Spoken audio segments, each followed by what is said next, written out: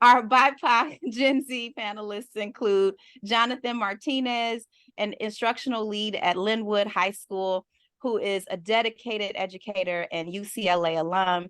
He's achieved remarkable success with Linwood's esports program and is committed to making higher education accessible to all students. And also joined by Megan Jackson. She's an assistant special education coordinator at University Prep Value High School, who's deeply committed to enhancing the learning experience of students of color. She's been a driving force behind initiatives promoting diversity and equity in her school. Thank you all for being here, and let's kick off this important conversation. I will hand it over to my colleagues to get it going. Is going to be about educator preparation, and this will go to Megan. And it's a two-parter, Megan. First is, as a Gen Z BIPOC educator, did you feel adequately prepared as you entered the classroom?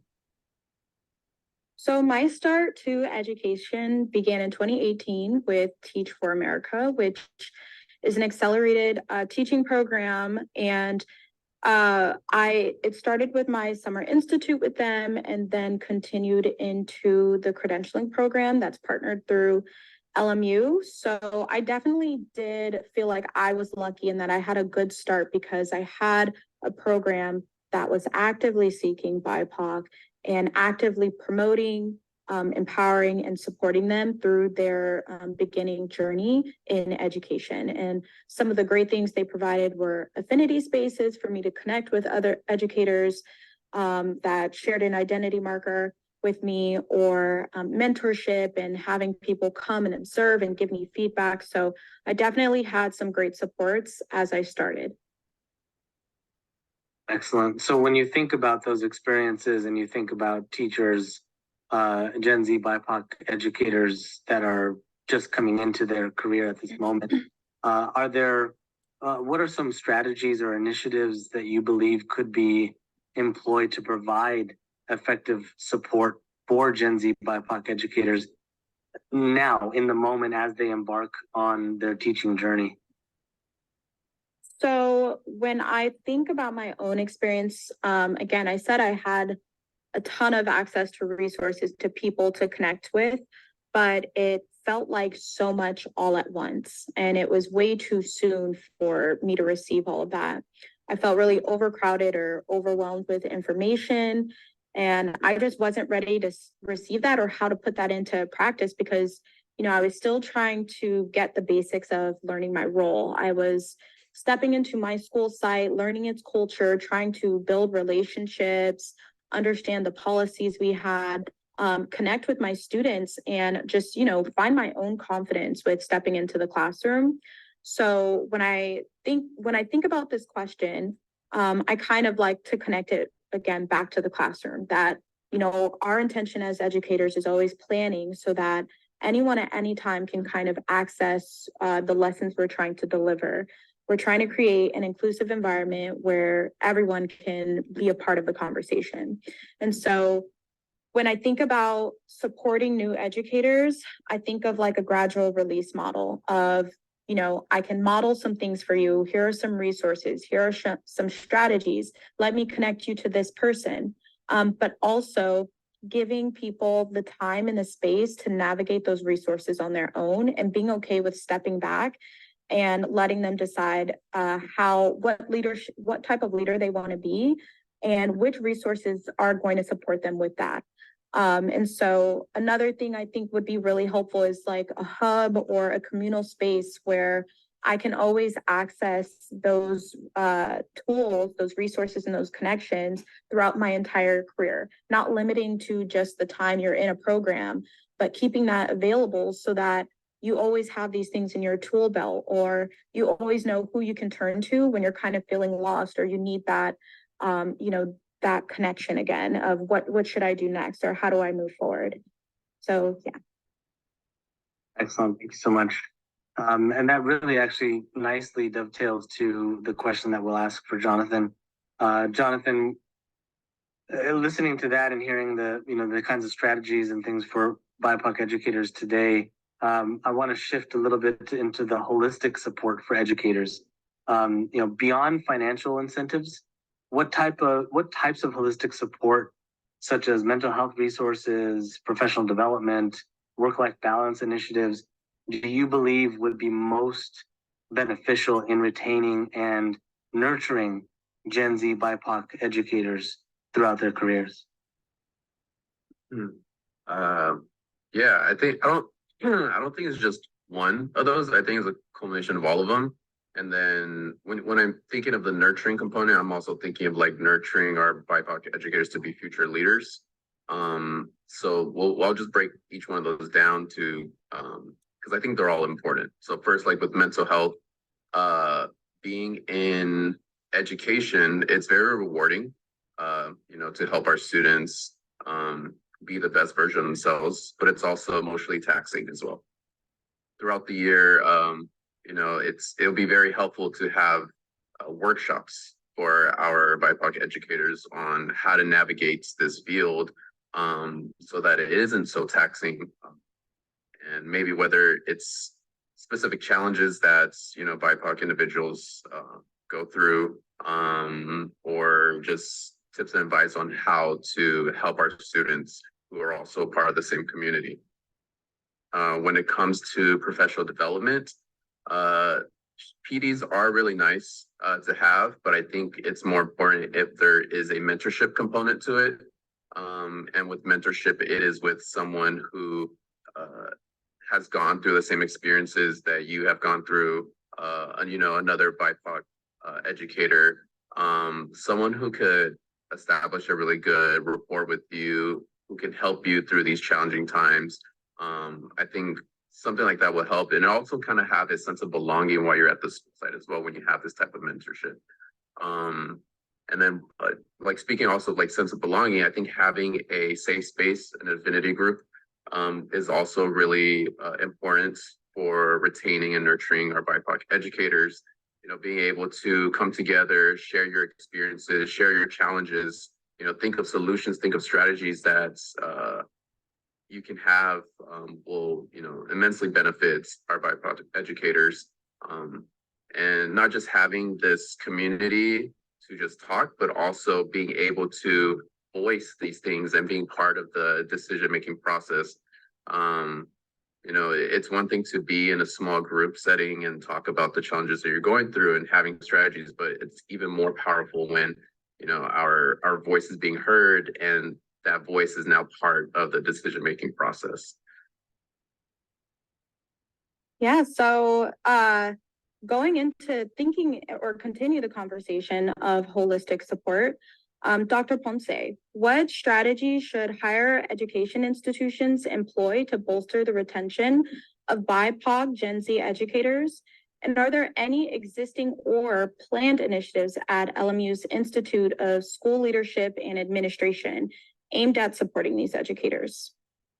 Yeah, thank you for the question. So I think in terms of higher education, we need to be very deliberate and strategic about the initiatives that we're taking and knowing and looking for the impact of those changes. So I think one of the first things that I think about is representation.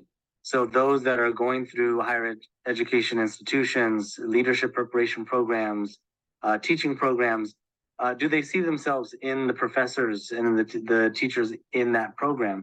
How is the institution diversifying itself to ensure that there are not only professors of color and teachers of color, but also from different experiences and backgrounds to enrich the conversations, enrich the opportunities for leaders to see themselves in that. We know that representation matters a lot, especially when it comes to students seeing themselves in their teachers, teachers seeing themselves in their admin. So I think higher education needs to really focus on that and ensure that that's happening throughout all the programs. I also think in terms of a higher education area, I think the idea is mentorship. How do you provide mentorship to support teachers, leaders, BIPOC educators, especially because we know that as a leader of color, you're going to have a magnifying glass on you more than maybe others. And there's opportunities for there should be opportunities to ensure that we're supporting that work in the time, because leadership is very lonely. But as a leader of color, where there's a waiting for you to maybe do something that's not supposed to be done, it becomes even lonelier. And so I think it's important for higher education institutions to take that very seriously and think about what mentorship really looks like, and what are the needs of mentorship from the candidates, from the leaders themselves, and not just from top down. I think in terms of the Institute, the things that we're doing currently right now, the Aspiring Principals of Color Color Fellowship, which is in partnership with Diversity and Leadership Institute, takes those ideas very, very seriously in terms of representation. It is a program that's for and by leaders of color. We also take mentorship much further than a traditional program would take it, going 10 months after they finish the program, to ensure that there's opportunities to ask those questions, to be there for new leaders, new educators.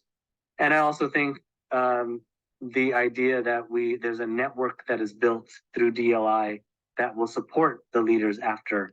And furthermore, we want to make sure that we're there for them, even 5-10 years down the line. That's the dream. That's what we think is really important to focus on. We have to take away the barriers for those as and this is more what higher education can do. Take away the barriers. Think about philanthropy. Think about funding. Think about work-life balance. How can we support educators who are trying to make ends meet and who have the passion, have the drive, but we continue to put barriers in front of them and not support them in that way? I think as a higher education institution and us at Loyola Marymount and in the Institute, we are really looking to being really strategic and deliberate about how we are taking those barriers away, so that we have more educators, especially Gen Z and BIPOC educators, who feel like they have the empowerment to go and make that happen. And we'll be right there side by side. So I'd like to thank Megan Jackson, Jonathan Martinez. Thank you so much for joining us and for your insights. I think it's so important that as educators, we continue to use our voice, continue to ask the questions, continue to push, so that we're not just doing things the way they used to be done or what they've always been done, but asking the question, why does it have to be that way? And how do we move forward to ensure that our communities get what they deserve? And that's the best education that we possibly can give. So thank you again.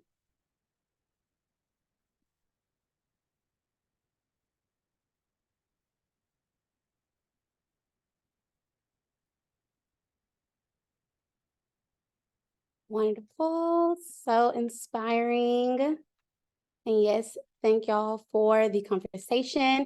Good afternoon, everyone. My name is Brianna Levitt. I am a part of the advocacy team at DLI. I would now like to introduce our second segment of our panelists. These panelists will discuss strategies to bridge education gaps and address the retention and development of Gen Z BIPOC educators. We welcome these panelists: Ruben Valles, Chief Academic Officer at Los Angeles County Office of Education, with 30 years of transformative leadership experience in TK through 12 education. He's known for his commitment to student success and system-wide improvement. Dr. Kanika White, Chief of Human Resources, a passionate advocate for equity in underdeserved communities with a background in educational leadership, policy, and cultural competency. Her personal journey fuels her belief in every child's potential. And Dr. Yvette Lapayesi, professor at Loyola Marymount University, a mother, scholar, and expert in diversity, equity, and research methods in teacher education. She's dedicated to gender-inclusive pedagogical practices. Our panel will be moderated by Jessica Maldonado, the Director of Advocacy at the Diversity of Leadership Institute. Let's hear from our distinguished panelists.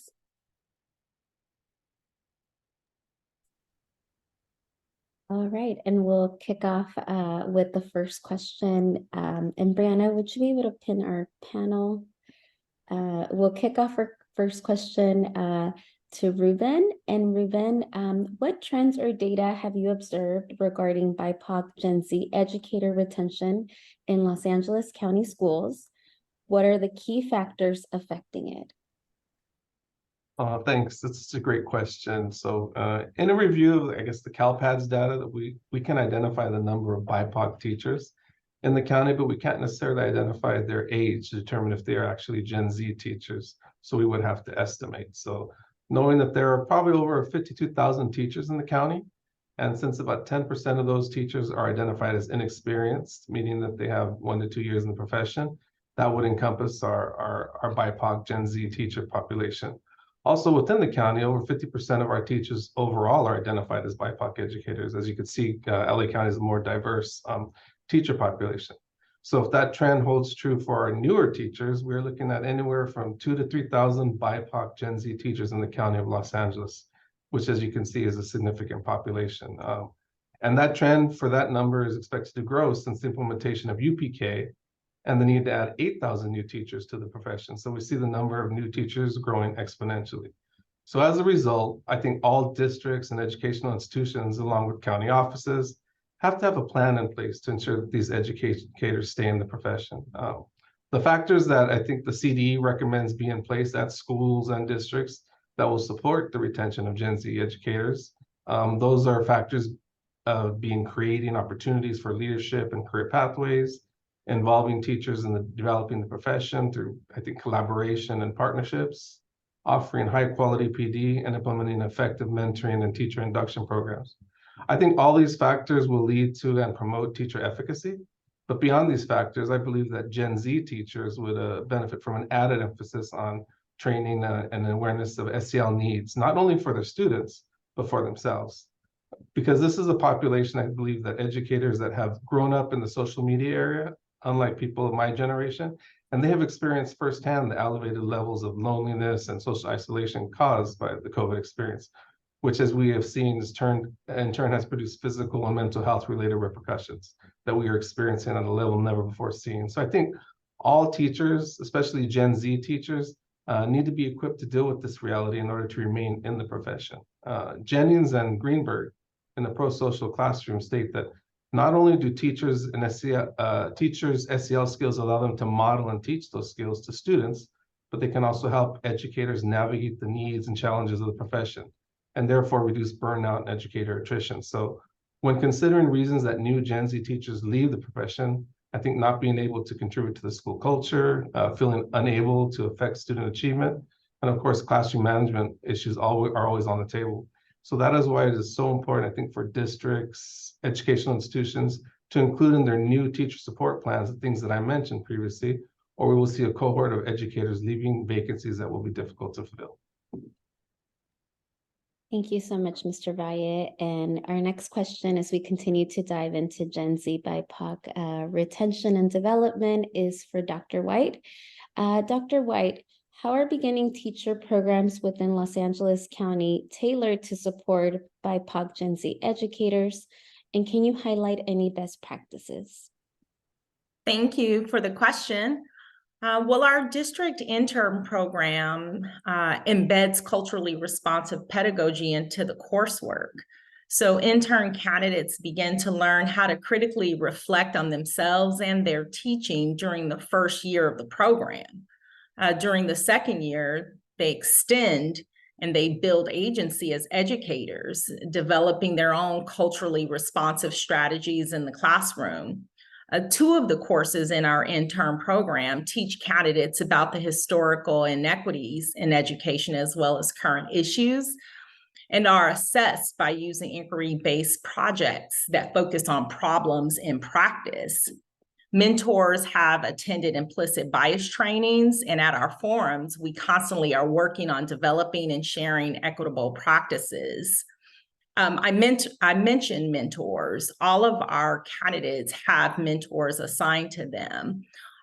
This October, the Trevor Project will be presenting ally training to those mentors to familiarize them with appropriate LGBTQIA+ language, challenges, and support that is available. They will then share the information with their new teacher candidates. Some of the best practices, actually a couple of them that we use at LACO and that we share with the 80 districts in our county, Two of the speakers in the video spoke about, Jonathan and Megan, I do believe, talked about infinity groups. We utilize infinity groups at LACO, and we encourage it among our districts. It helps to establish a feeling of belonging. It gives people a forum to speak and be heard and show up as their true, authentic selves. We also are very intentional about how we market or how we target BIPOC Gen Z educators through our marketing, through our recruitment tools, such as videos and flyers. We're intentional about who the people look like that are in the videos or on the flyers and the things that are posted on social media that speak to who we are and our efforts to build diversity. Initiating critical reflections in the first year of the intern program is also important to us at LACO. We pull from work such as Latson Billings, Geneva Gay. We examine and evaluate the actions, decisions, and priorities of culturally responsive, anti-racist, and LGBTQ+ inclusive teaching using Glenn Singleton's Courageous Conversations About Race text. We deconstruct equity by providing evidence of personal, professional, and institutional demonstrations of it using Linton's equity framework. So the list goes on. I know CDE did a lot of this work as well and spoke to what we should be doing, some things that can support that work and why this work is so important. And we know that teachers of color boost the academic performance of students of color, improving reading and math test scores, graduation rates, aspirations to attend college. Students of color and even white students have reported positive perceptions of their teachers of color, including feelings of being cared for and academically challenged. And greater diversity of teachers may mitigate feelings of isolation and frustration and fatigue that contribute to individual teachers of color leaving the profession. And so if what we are doing is trying to not only attract, but retain, these are things to keep in mind to understand our why, but to also understand some things that will help people remain in the profession, feel that they belong here, and to address things such as imposter syndrome, that sometimes is that ugly voice in our heads that give us feelings that we don't belong or that we aren't good enough. That's when those infinity groups become very important. And that's when coaching and mentoring become important. And when the mentee has say in who they are mentored by or what types of qualities, skill sets, characteristics they like to see in a coach or mentor. And so, you know, the list goes on and on and on. And so I don't believe it's a one size fits all, but it is a cyclical approach. And it's based on where we are, what the data says, and where we are trying to go as an organization and as a field in education in general that's trying to increase the number of BIPOC and Gen Z educators. Thank you so much, Dr. White. And with that, I'm going to move along to Dr. Yvette. And in your background, Dr. Yvette, could you share any specific challenges that you have seen faced by BIPOC Gen Z educators in the field? And how can teacher education programs adapt to better prepare and retain these educators? Yeah, thank you. I first want to really acknowledge how this started off with Jonathan and Megan's stories. I think that's where we really need to anchor, is to kind of hear their narratives and their lived experiences. So I very much appreciate that that's kind of how this started off. I've been working with BIPOC educators for 20 years. Most of the folks I work with are, you know, in the classroom while they're taking their credential coursework. And I would say there are three main challenges I'm seeing. The first one is kind of bridging the theory and practice. So they're receiving, and they're actually coming in pretty politicized. I mean, these are students that are already coming in, they know CRT. We on the teacher ed side have noticed we've got to level up. because they're ready to take the conversation to the next level. And that's something on our end that we need to do a better job of. But they want to have these conversations with their kiddos. They want to have these conversations with their colleagues. And sometimes they're either not allowed to, sometimes they're feeling that they might not be supported. And so I think one of the challenges is kind of, how do I take what I'm learning, or how do I take the issues that are really important to me, and how do I embed those conversations at a school site and navigate, right, the different relationships and dynamics that are on campus. The second one is the socio-emotional. So for, some of the teachers, schooling wasn't necessarily a good experience. And so when they're now in settings where they're hearing, a teacher talk about a Black student in a problematic way, it may bring up, right, some of the issues that they themselves kind of went through.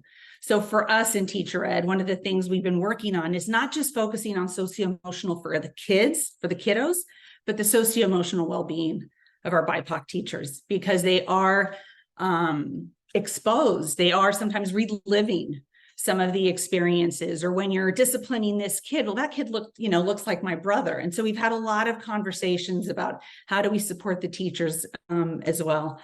And along with that, right, the invisible labor, the emotional labor that goes in that sometimes isn't recognized. And how do I guess we coordinate better, right, with district partners and school partners, so that effort is more concerted. And the last one I would say is building strategic alliances. So how do you, as change agents? I know Megan was talking about kind of the having it all at once, right? You're learning kind of the basics of teaching and how to set up your classroom and then you're also getting, right, all this other information. And so I think, how some of the struggles is them maybe finding themselves alone, which is great when I hear, Dr. White talk about affinity groups and getting, support systems for those BIPOC educators. So those are some of the challenges I see. Thank you so much. Our next question is to Mr. Valles.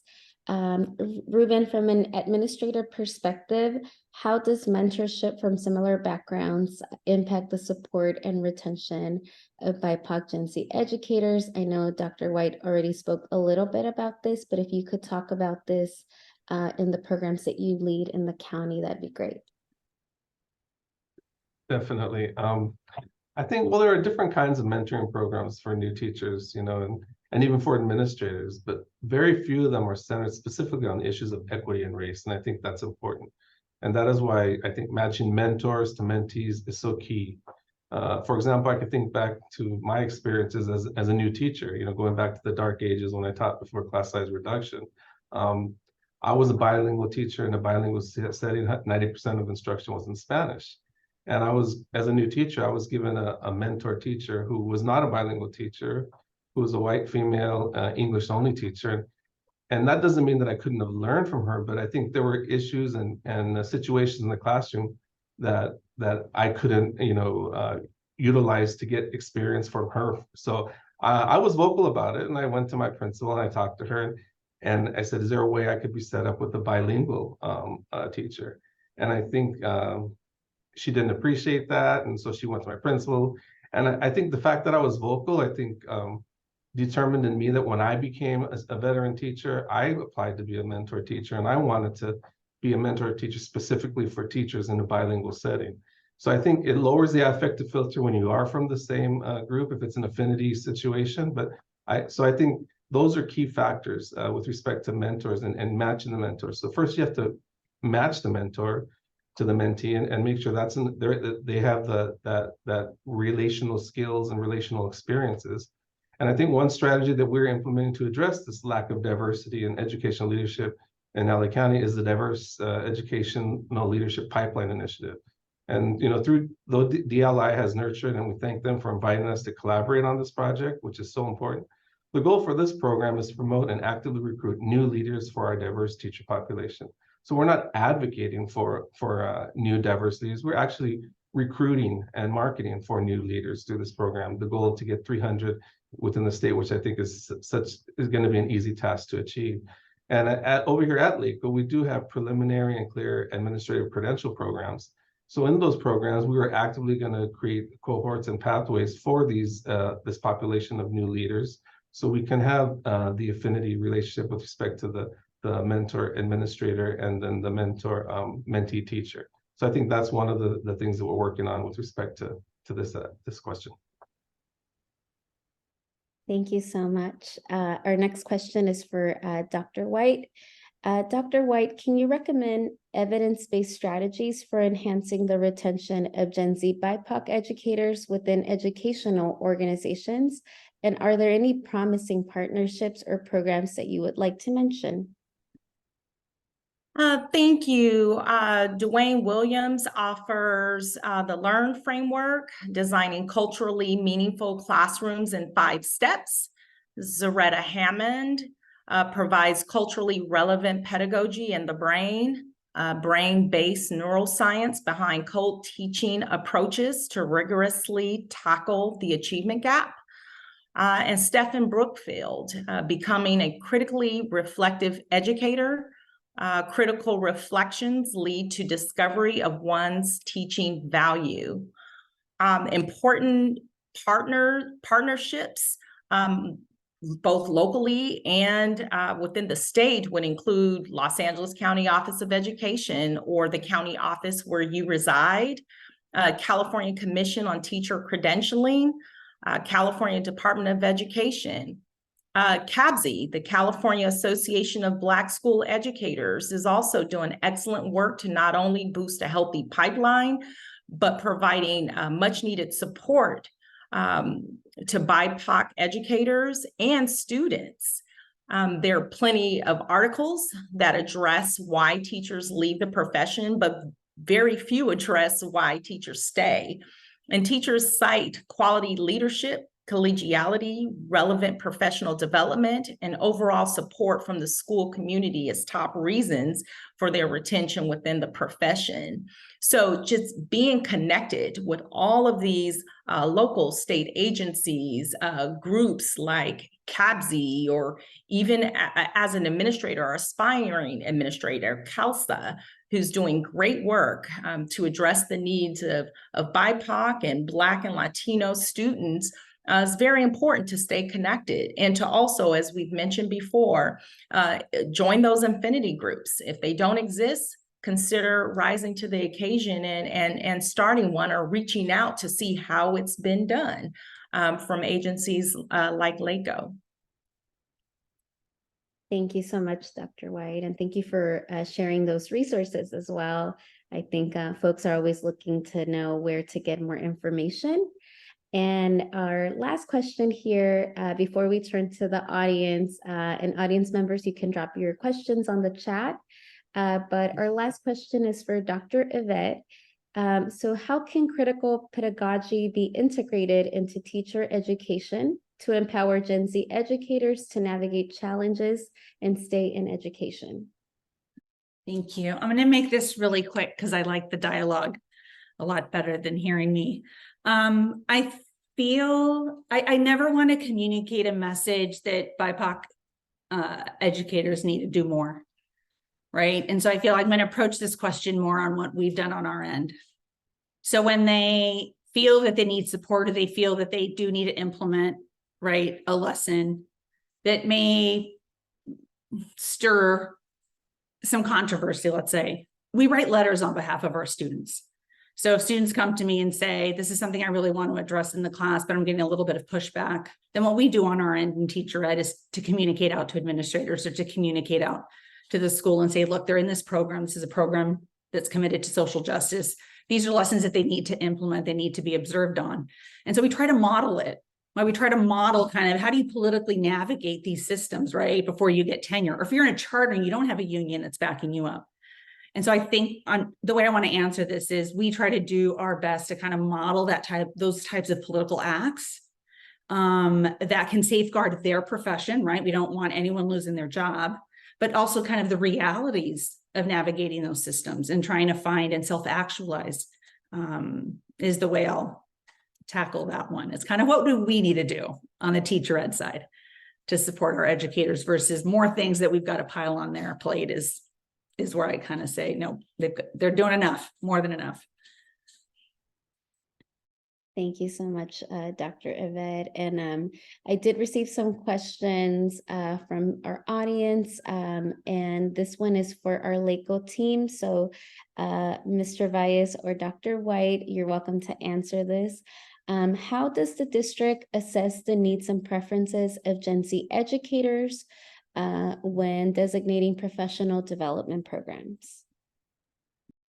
So I'll start, then Ruben, if you want to jump in. And so, you know, it's interesting that this question comes up because I was just in a leadership meeting with my team this morning, and we're preparing for a network hour that will include leaders from our Infinity group. And we were wondering, like, what might we do to better support them, to make sure that they're successful, to make sure that all of their needs are met. And then I stopped and I said, why don't we just ask them? And so surveying and just asking the question, you know, sometimes we overthink things and we try to get in someone else's head and, you know, we make assumptions about what they might need when really we're duplicating effort. All we have to do is stop and ask the question, and then perhaps provide an open-ended response opportunity where, just in case you don't ask the right questions, the information that you need to hear or that is wanted of you to hear can be asked by those who need the support. And so surveys are our friends. We do a lot of surveys. At LACO, we do a lot of work around anti-bias. Much of it has been led by divisions in Mr. Valles' shop. But we survey and we really get to know the tone and tenor of our organization, how people are feeling, and what their needs might be. Anything else, Ruben? I completely agree with you, Dr. White. And also, so one of the divisions that I oversee is curriculum and instructional services. So we provide all the content area PD to our 80 districts, which can be daunting. But we give surveys, but then also we follow those up with the end of year surveys, because the initial survey is like, what are your needs, right? And then we give end of year surveys, say, did we meet your needs? And if we didn't, what do we need to do to enhance our programs or enhance our PDs so we can meet your needs? So I would just add that. Thank you for that answer. This next question goes to Dr. Yvette. How can teaching programs address the importance of cultural competency and diversity awareness, especially in light of the diverse student populations that Gen Z educators will serve? I feel that teacher education overall has done a reasonable job when we think of like culturally responsive pedagogy, making sure that you know, the curriculum is diverse. We've got diverse scholars. So I feel there's been kind of a pivot, right? Even though this is a field that's still occupied by mostly white female teachers, I feel that there has been in California a pivot towards really diversifying the curriculum. What I'm getting from the Gen Z folks is the leveling up. So they're like, we got this part of it, but what they want to talk about are color on color dynamics. If I'm one of two Black teachers at a predominantly Latinx school, right, there are some racial dynamics at play that we're not getting to. So I feel that the conversation on culturally responsive, sometimes in teacher, it can still, the audience is still white. But in terms of really meeting the needs of our BIPOC Gen Z, they're ready for 2.0, right? And so I think that's kind of on our end, what we're trying to do is, you know, have those spaces when we talk about culturally responsive or diverse, make sure we get those who, you know, self-identify as queer, BIPOC educators, where are the readings around that, where are the affinity groups around that. Most of our BIPOC Gen Z educators are woman identified. So how are we bringing in gender? Because that experience is very different when you're a teacher. So I think it's now looking at intersectionality and how their students self-identify, Right now, there's like another generation of students, right? Young ones that might be self-identifying differently. And how do we get that? You know, Dr. White is saying the surveys and collecting that data. That's something that I feel I'm like, my brain is kind of rolling now, where how do we make sure now we're getting youth informed perspectives on how youth are presenting themselves, right, in the classrooms, and how can we best prepare our teachers to meet the needs of the youth, right, is kind of where I would say the next stage now of the conversation is at. Thank you, Dr. Yvette. I have room for one more question before we turn it to our panelists to give us their takeaway message. And I see a hand raised. Dr. Laura, do you have a question? I do, but I don't want to take it away from our audience. If in case someone else had a question, I will defer. But if I don't hear anything or see anything in the chat, I'll move forward with my question. Go ahead with your question. All right, hearing none. So my question, Dr. Yvette, you brought something up about like the trauma and the harm that a lot of Gen Z BIPOC educators face, right? And you know, historically, that has been like bulldozed right past, right? Like we don't talk about the harm. It's like, okay, well, we're here to do some work, and then we're going to move forward with it.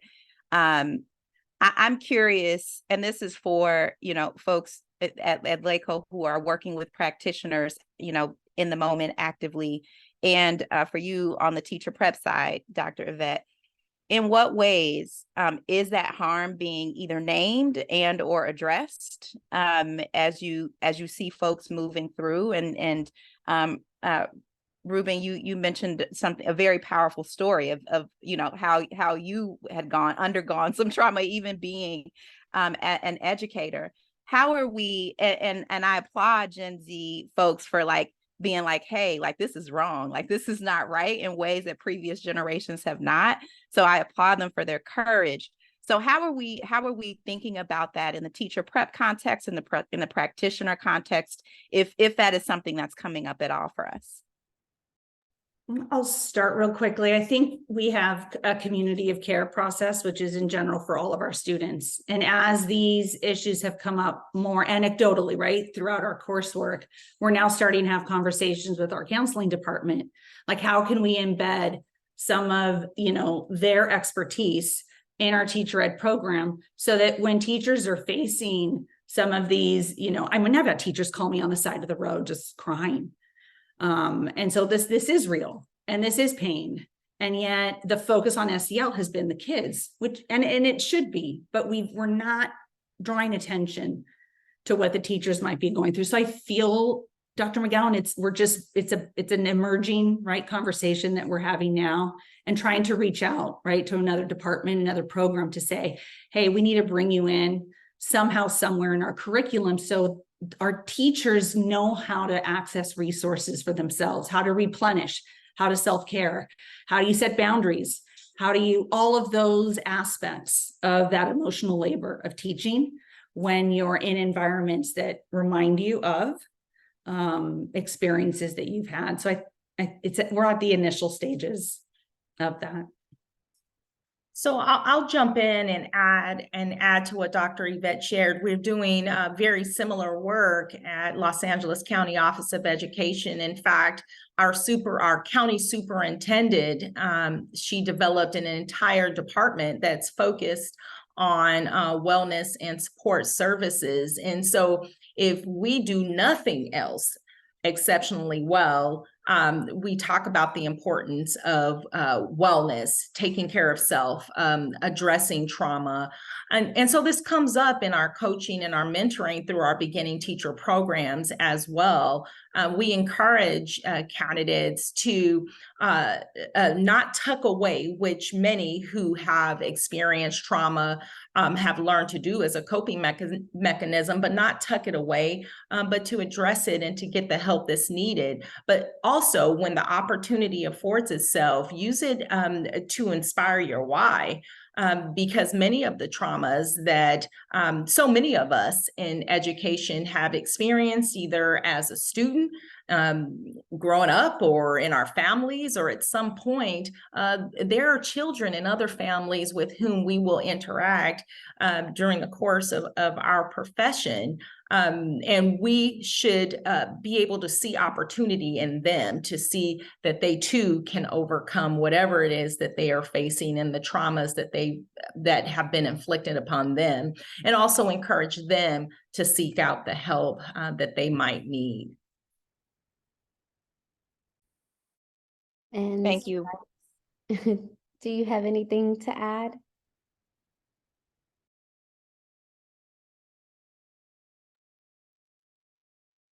You're talking to me?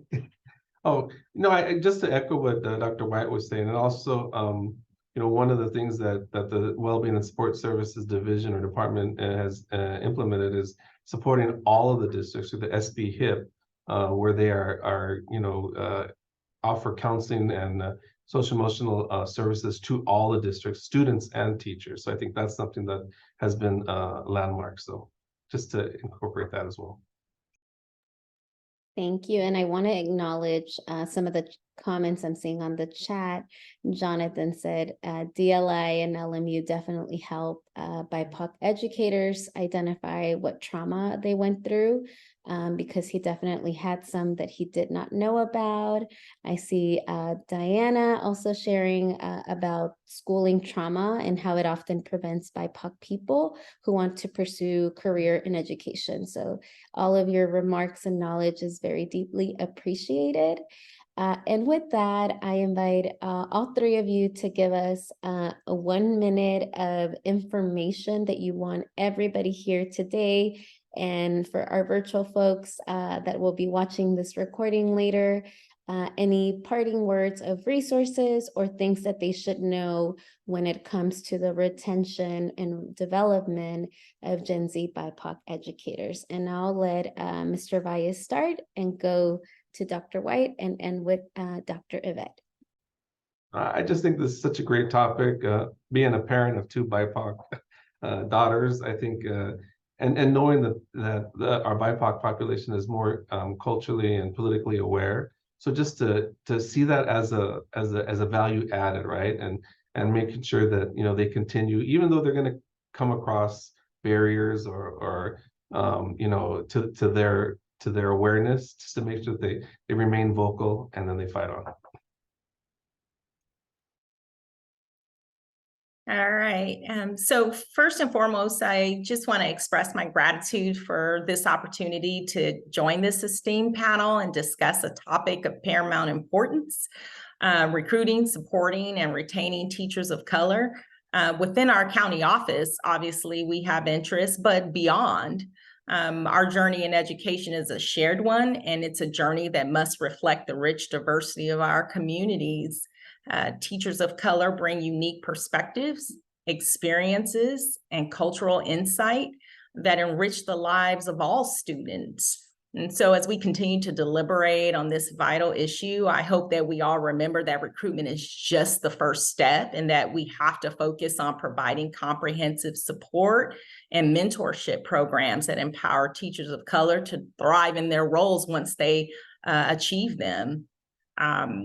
Retention is key to ensuring that teachers of color are here to shape the future of education, not just for children of color, but white children as well, who benefit from diverse educational opportunities. And so I hope that we all continue to commit to being champions of change and advocates for inclusivity and architects for a brighter future for all students within our communities of color. And I just want to thank all of you for even being a part of this cause. And I hope that we continue this important work with unwavering passion and determination to make a difference.